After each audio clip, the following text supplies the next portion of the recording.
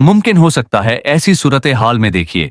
देखें, आपकी ट्रांसमिशन जो है ये आज़ाद कश्मीर के बाज़ इलाकों में देखी जा रही है और अभी जब मैंने ये बात की और आपने भी इसकी तस्दीक कर दी कि अब आपको सिक्योरिटी ज़राए भी बता रहे हैं, तो मैंने तो आपको साफ साफ बता दिया कि मुझे सिक्योरिटी ज़राए ने नहीं बताया।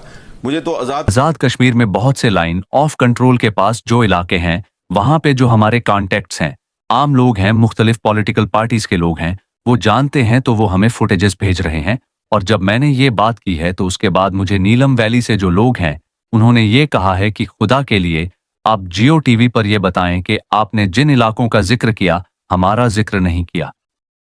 नीलम वैली में बहुत ज्यादा सीज फायर की वायलेशन हो रही है और हिंदुस्तान की तरफ से न सिर्फ फायरिंग की जा रही है बल्कि गोलाबारी भी की जा रही है। और क्योंकि पाकिस्तान जो है वो एक अमन पसंद मुल्क है तो सीज फायर पे राजी हो गया है। तो जब से पाकिस्तान ने सीज फायर के बाद अपनी गन्ने खामोश की हैं, अपनी तोपों को खामोश किया है, तो उसका अब भारत की तरफ से नाजायज फायदा उठाया जा रहा है।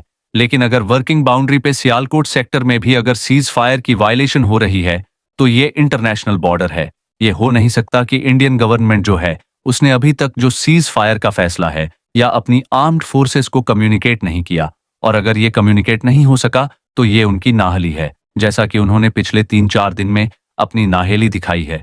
तो इस मामले में भी वो नाहली दिखा रहे हैं और अब अगर इंडियन मीडिया पाकिस्तान पे इल्जाम लगा रहा है तो ये बिल्कुल झूठ है।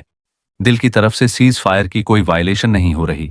तो अब जबकि मैं आपसे बात कर रहा हूं, मेरी इंफॉर्मेशन के मुताबिक तकरीबन लाइन ऑफ कंट्रोल के हर सेक्टर पर इंडिया की तरफ से सीज फायर की वायलेशन की जा रही है। और शायद एजाज चौधरी साहब सही कह रहे थे कि उन्होंने सिर्फ एक डिसेप्शन के लिए, धोखाधड़ी के लिए सीज फायर पर आमादगी जाहिर की।